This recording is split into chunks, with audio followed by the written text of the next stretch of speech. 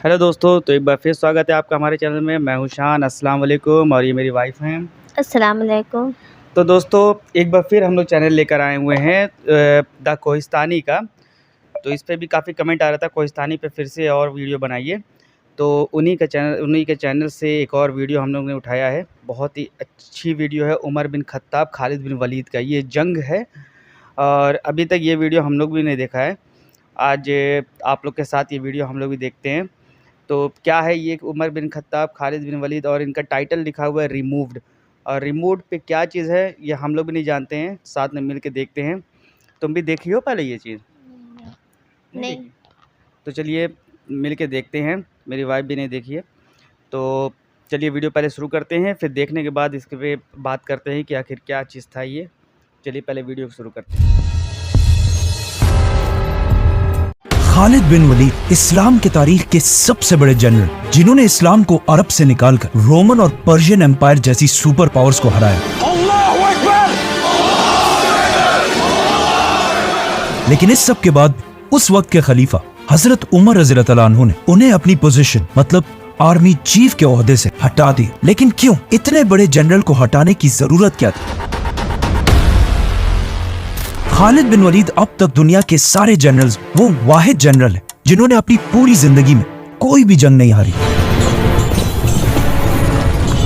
सबसे पहले उन्होंने अपनी जिंदगी की पहली जंग ओहद में मुसलमानों को हराया। फिर इस्लाम कबूल करने के बाद जंग मुता जैसी खतरनाक जंग जीती, जिसमें रसूलुल्लाह सल्लल्लाहु अलैहि वसल्लम ने पहली दफा उन्हें सैफुल्लाह अल्लाह की तलवार का टाइटल दिया। फिर आप सल्लल्लाहु अलैहि वसल्लम के बाद पहले खलीफा हजरत अबू बकर रज़ियल्लाहु अन्हु ने खालिद बिन वलीद को मुसलमानों की पूरी फौज का पहला आर्मी चीफ बनाया, जिसके बाद वो मदीना से फौज लेकर रवाना हुए और बहुत तेजी से पूरे अरब को फतह कर लिया और जंग यमामा में बहुत बड़ी फतह हासिल की। लेकिन पूरा अरब फतह करने के बाद अबू बकर रज़ियल्लाहु अन्हु ने उन्हें वापस मदीना आने के बजाय पर्शियन एम्पायर की तरफ जाने का हुक्म दिया। पर्शियन एम्पायर पहुंचने के बाद खालिद बिन वलीद ने अगेन बहुत ही तेजी से पर्शियन एम्पायर के ये सारे इलाके फतह कर लिए। लेकिन at the same time Abu Bakr रज़ियल्लाहु अन्हु ने एक दूसरी फौज रोमन एम्पायर की तरफ भी रवाना की। लेकिन ये फौज बहुत बड़ी होने के बावजूद भी उस तरह की कामयाबी हासिल ना कर सकी।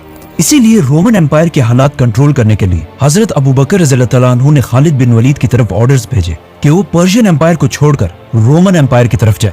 फिर जब खालिद बिन वलीद रोमन एम्पायर की तरफ गए तो अगेन वहां हर जंग जीतने लगे और आखिर रोमन एम्पायर की बहुत ही इंपॉर्टेंट सिटी दमास्कस को फतह करके ये सारा इलाका फतह कर लिया। लेकिन अब जब खालिद बिन वलीद रोमन एम्पायर की तरफ चले गए थे तो पर्शियन एम्पायर में मुसलमान दोबारा हारने लगे। तो जब पूरी दुनिया के लोगों ने ये देखा कि जहां खालिद बिन वलीद जाते हैं वहां मुसलमान जीतते हैं और जहां पर वो नहीं होते वहां मुसलमान हार जाते हैं, जिसके बाद खालिद बिन वलीद एक बहुत बड़ी सेलिब्रिटी बन गए। और सिर्फ मुसलमानों में नहीं बल्कि रोमन और पर्शियन एम्पायर में भी खालिद बिन वलीद के फतूहात की कहानियां फैलने लगी। यहाँ तक कि एक दुश्मन जनरल ने खालिद बिन वलीद के पास आकर ये तक कहा कि हमारे इलाके में ये कहानी मशहूर है कि एक दिन आसमान से अल्लाह की तरफ से आपके लिए एक तलवार नाजिल हुई थी, इसीलिए आपको सैफुल्लाह कहा जाता है। इन सारी चीजों के बाद ये बातें नए मुसलमानों की गैदरिंग्स में आम हो चुकी थी कि सिर्फ खालिद ही जंग जीत सकते हैं और उनके अलावा चाहे जो भी हो मुसलमान जंग नहीं जीत सकते। जब हजरत उमर रज़ियल्लाहु अन्हु खलीफा बने, उन्हें पता था कि मुसलमानों का खालिद बिन वलीद के बारे में ये माइंडसेट इस्लाम के लिए बहुत ही खतरनाक हो सकता है, क्योंकि अगर लेट्स से खालिद बिन वलीद किसी जंग में शहीद हो जाते तो फिर मुसलमानों की फौज का सारा मोराल टूट जाता।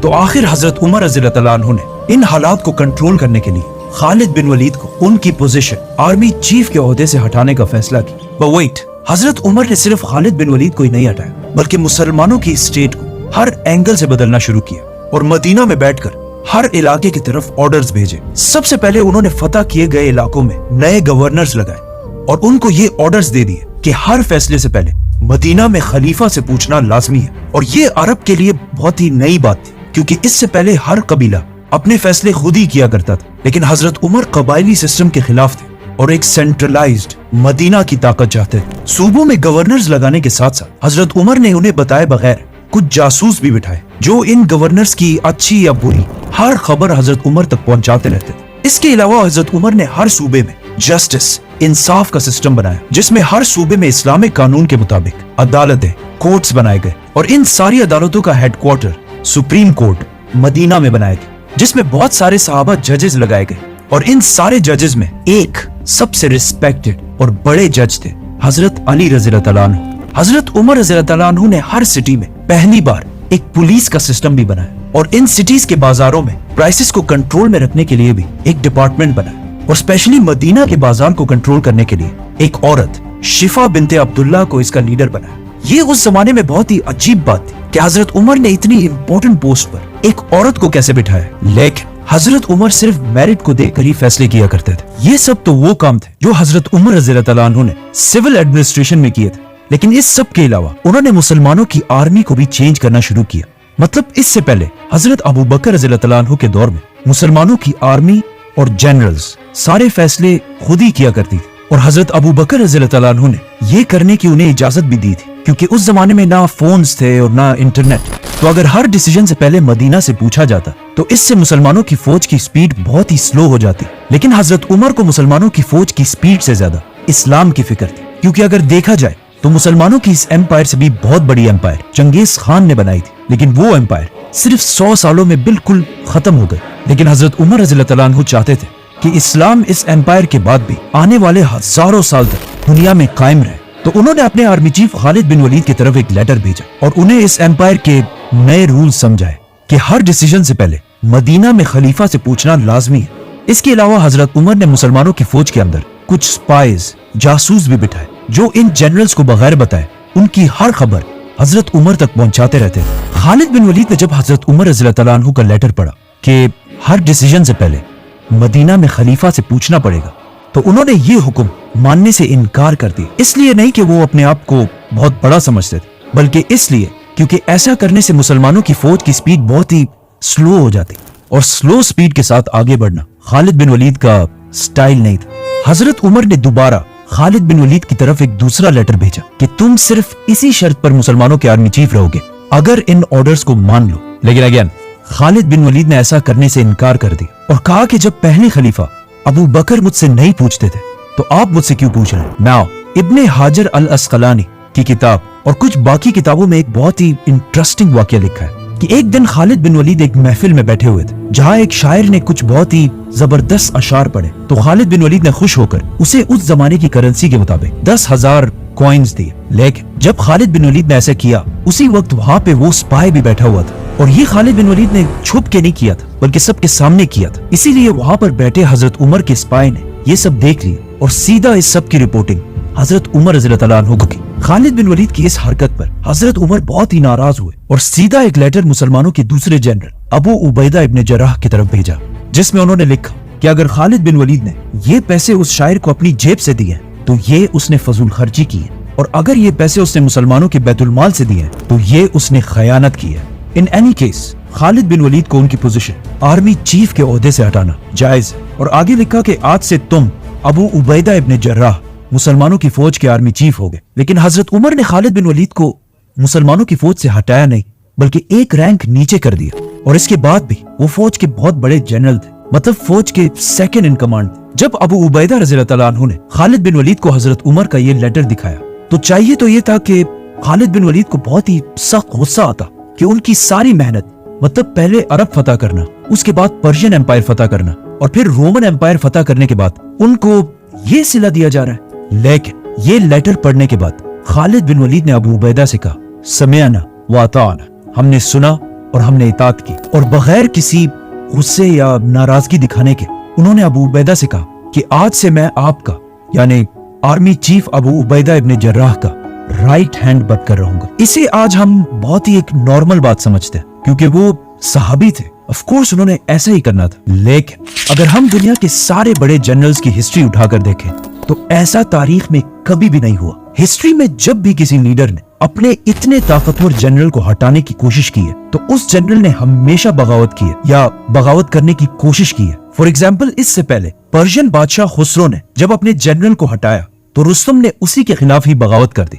और रोमन एम्पायर के जनरल पोम्पी ने भी बगावत की। और इवन आज मॉडर्न दौर में भी जब पाकिस्तान के प्राइम मिनिस्टर नवाज शरीफ ने अपने पावरफुल आर्मी चीफ मुशर्रफ को हटाने की कोशिश की तो मुशर्रफ ने उल्टा उसे ही हटाकर पूरे मुल्क पर कब्जा कर लिया। इन सारे जनरल्स की खालिद बिन वलीद के सामने कोई औकात नहीं थी, क्योंकि खालिद बिन वलीद को आज तक दुनिया के सबसे बड़े जनरल्स में से एक माना जाता है। लेकिन जब हजरत उमर ने उन्हें अपनी पोजीशन आर्मी चीफ के ओहदे से हटाया तो उन्होंने बहुत ही पावरफुल होने के बावजूद कुछ नहीं किया और अपने लीडर खलीफा के ऑर्डर्स मान लिए।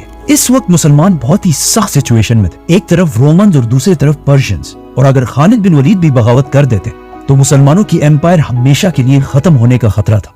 नाउ इस मसले पर जितनी मैंने रिसर्च की उसमें मैंने देखा कि इस वाकये में हजरत उमर और खालिद के अलावा एक थर्ड भी बहुत ही इंपॉर्टेंट किरदार है। मतलब एक तो हजरत उमर थे जिन्होंने बगैर किसी की परवाह किए मदीना की रियासत को स्ट्रॉन्ग करने के लिए इतना बड़ा फैसला लिया। दूसरा खालिद बिन वलीद जिन्होंने इतना पावरफुल जनरल होने के बावजूद कोई ऐसा स्टेप नहीं उठाया जिससे मुसलमानों की एम्पायर को नुकसान पहुंचे। और तीसरा इस एम्पायर की अवाम पब्लिक। आर्मी चीफ के ओहदे से हटाए जाने के बाद एक दिन खालिद बिन वलीद मुसलमानों के एक ग्रुप से खिताब कर रहे थे जिसमें उन्होंने मुसलमानों के सामने खड़े होकर फरमाया कि मुझे शाम सीरिया फतह करने के लिए भेजा गया और जब मैंने पूरा शाम फतह कर लिया तो उमर ने मुझे अपनी पोजीशन से हटा दिया। अब जैसे ही उन्होंने ये बात कही तो मुसलमानों के क्राउड से एक आम सा सोल्जर खड़ा हुआ और उसने कहा कि ए हमारे सरदार, ऐसी बातें मत करो क्योंकि इन बातों से फितना पैदा हो सकता है। मतलब उस जमाने में मुसलमानों की इस एम्पायर की आम पब्लिक में भी इतना शऊर था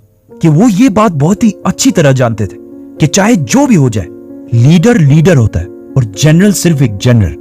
खालिद बिन वलीद को हटाने से सिर्फ उन्हें ही नहीं बल्कि पूरे इस्लामिक एम्पायर में एक कंफ्यूजन फैल गई कि आखिर क्यों हजरत उमर ने इतने सख्त टाइम पर खालिद बिन वलीद को हटा दिया, जिससे आहिस्ता आहिस्ता लोगों में बहुत सारी गलतफहमियां फैलने लगी और लोग अजीब अजीब बातें करने लगे। फॉर एग्जाम्पल कुछ लोगों ने कहा कि हो सकता है खालिद बिन वलीद और हजरत उमर के दरमियान पुरानी कोई पर्सनल लड़ाई हो, इसीलिए हजरत उमर ने उसे हटा दिया।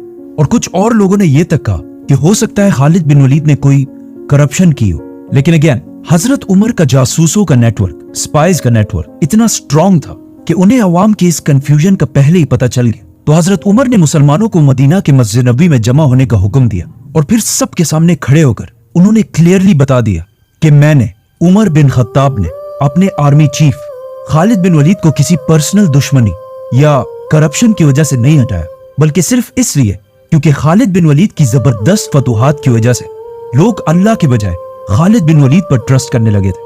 और मैं सारे मुसलमानों को यह दिखाना चाहता हूं कि किसी भी जंग में जीत सिर्फ और सिर्फ अल्लाह की तरफ से आती है, किसी इंसान की तरफ से नहीं। और फिर यही सारी बातें उन्होंने लेटर्स में भी लिखी और फिर इन लेटर्स को हर सूबे के गवर्नर्स तक पहुंचा दिया ताकि खालिद बिन वलीद के कैरेक्टर पर कोई मुसलमान भी उंगली ना उठा सके। और इस वाक़े के बाद उन्होंने खालिद बिन वलीद की बेवा बहन के साथ शादी भी की, जिससे क्लियरली ये पता चलता है कि हजरत उमर और खालिद बिन वलीद के दरमियान इस वाक़े के बाद कोई इश्यूज नहीं थे। लोगों ने हजरत उमर रज़ी अल्लाह तआला अन्हु की बात सुनकर मान तो ली, लेकिन अब हजरत उमर के सामने बहुत बड़ा चैलेंज था कि अब उन्हें नेक्स्ट हर जंग जीतना लाजमी था, क्योंकि अगर मुसलमान खालिद बिन वलीद के जाने के बाद जंगे हारने लगे तो लोग हमेशा के लिए हजरत उमर के इस डिसीजन को गलत समझते। नाउ आप सल्लल्लाहु अलैहि वसल्लम की वफात के बाद अबू बकर रज़ी अल्लाह तआला अन्हु की खिलाफत में अरब के बहुत सारे कबीलों ने मदीना की रियासत से बगावत की, जिन्हें फिर खत्म तो कर दिया गया था, बट इन जंगों में बहुत सारे लोगों को गिरफ्तार करके कैदी बनाया गया था। लेकिन जब हजरत उमर रज़ी अल्लाह तआला अन्हु खलीफा बने तो उन्होंने इन सारे कैदियों को रिहा करने का हुक्म दिया और सबके लिए